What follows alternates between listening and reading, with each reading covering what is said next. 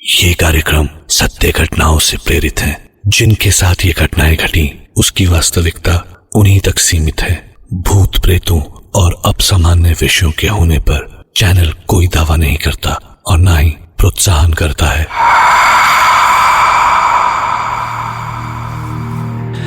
हम इंसानों को लगता है कि हम इस दुनिया को समझ गए हैं।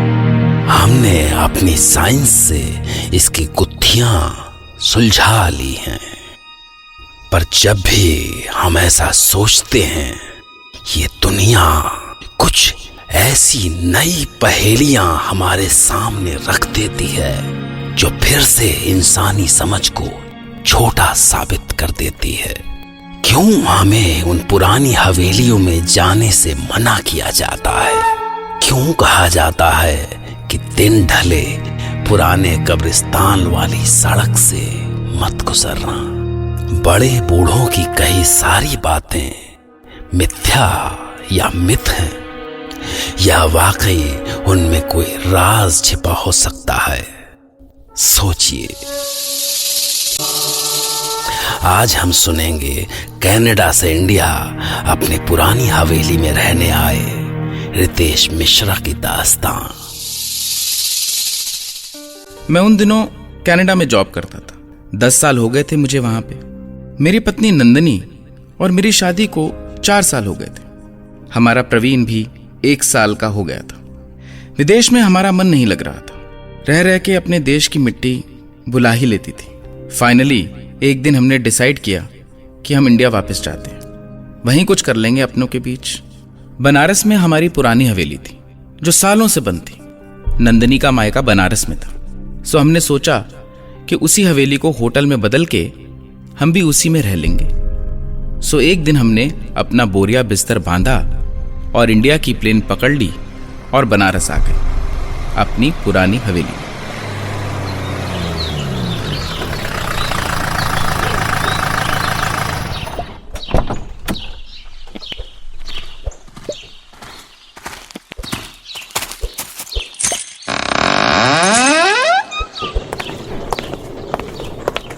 तो कैसी लगी हमारी हवेली तुम्हें? गंदी। उफ, कितनी धूल है यहाँ पे। पर कल ही तो सफाई खत्म हुई है। अब इतनी धूल तो आखिर पूरे इंडिया में होगी, इससे नहीं बच सकती।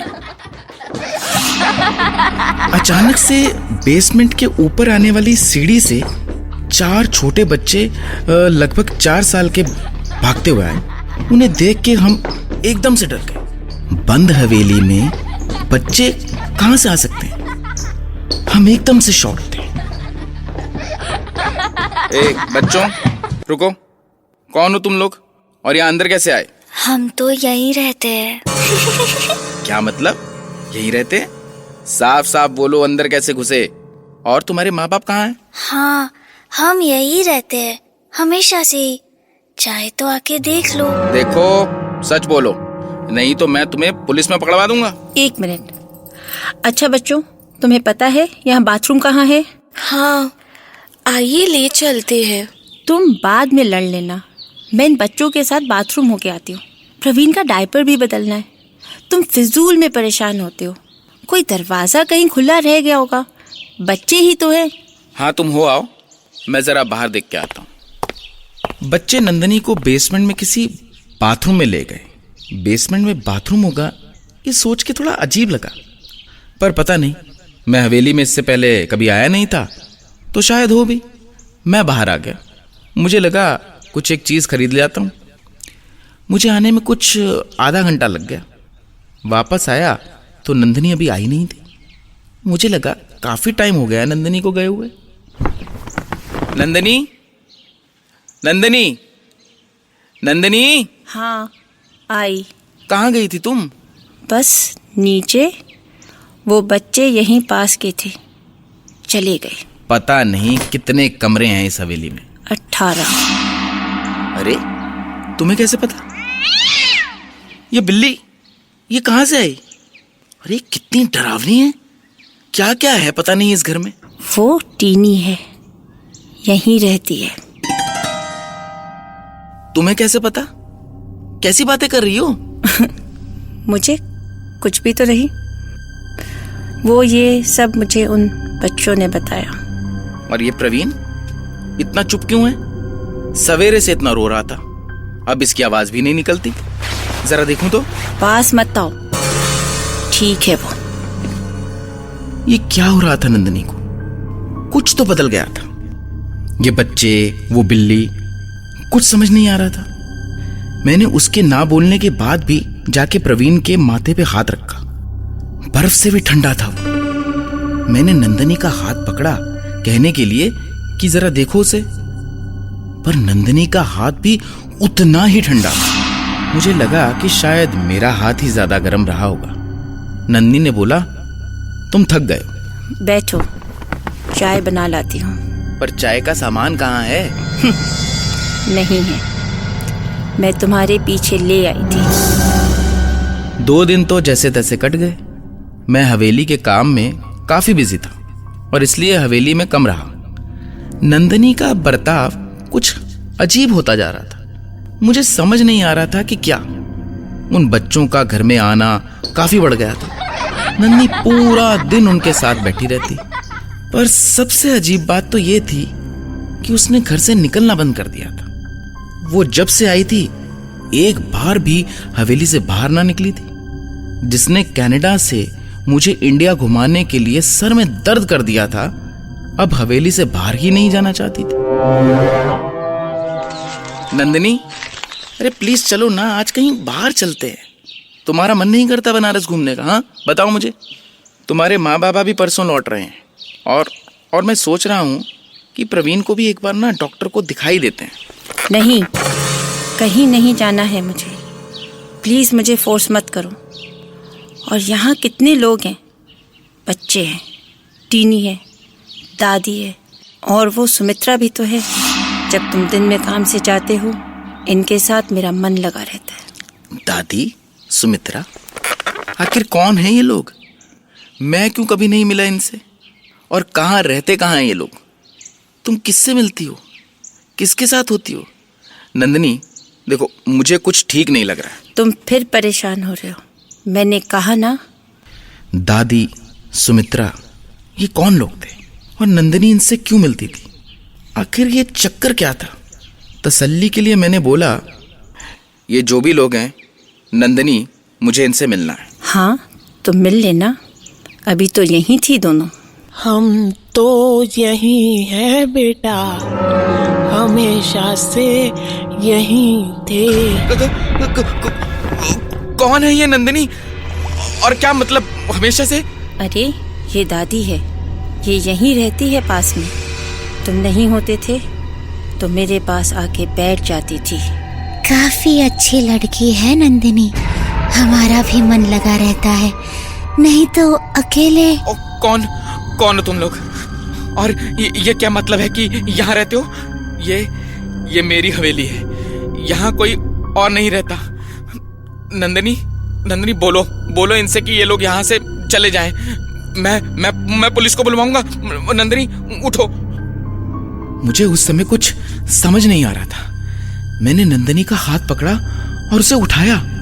मैं उसे यहाँ से बाहर ले जाना चाहता था। मुझे लगा ये लोग वैसे ही कितने अजीब लग रहे हैं। नंदिनी अगर यहाँ एक पल भी रही तो पागल हो जाएगी। उसके एक हाथ में प्रवीण था। मैं उसका हाथ पकड़कर उसे बाहर ले जाना चाहता था। नंदिनी, चलो यहाँ से। नहीं ले जा पाओगे। अब वो कहीं नहीं जाएगी। हमारे साथ यही रहेगी।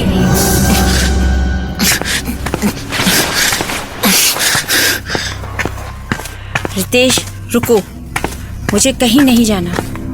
रितेश। उसके बाद कुछ ऐसा अजीब हुआ जो कि आज भी मैं विश्वास नहीं कर पाता।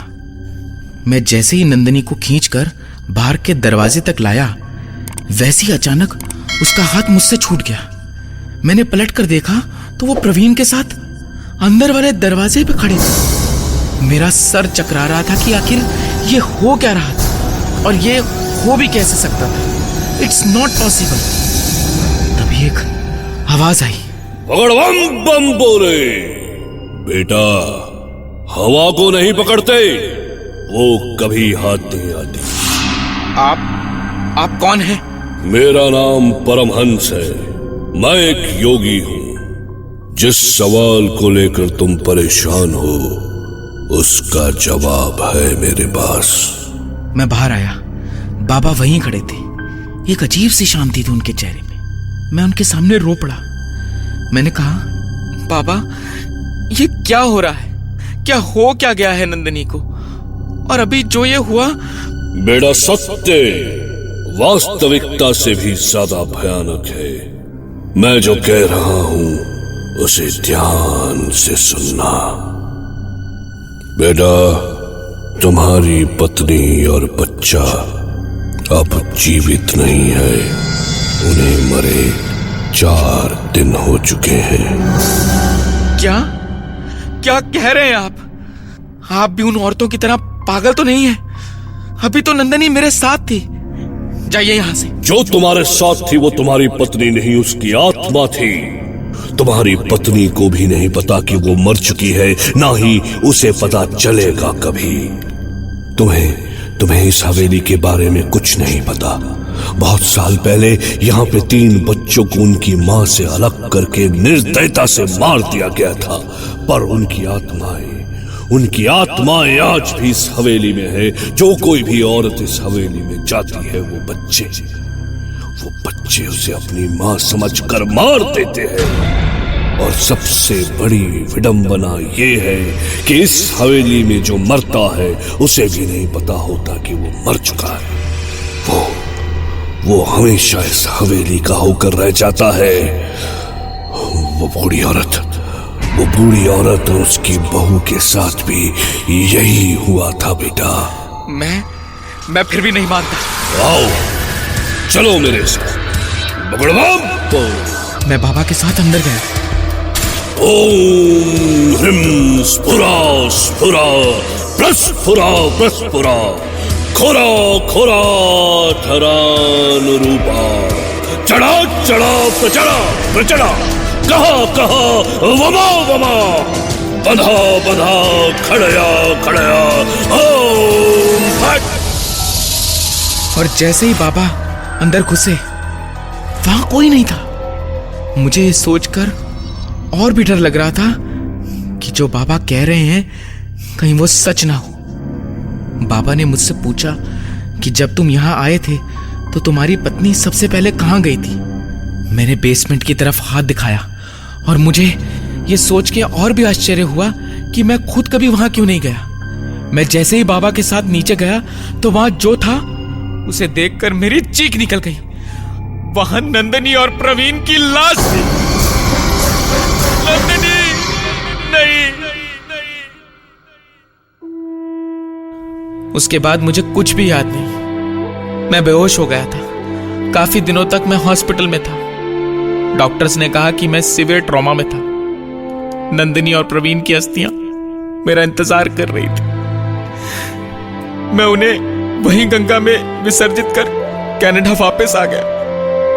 हवेली मैंने गिरवा दी। मेरी दुनिया हमेशा के लिए उजड़ चुकी थी।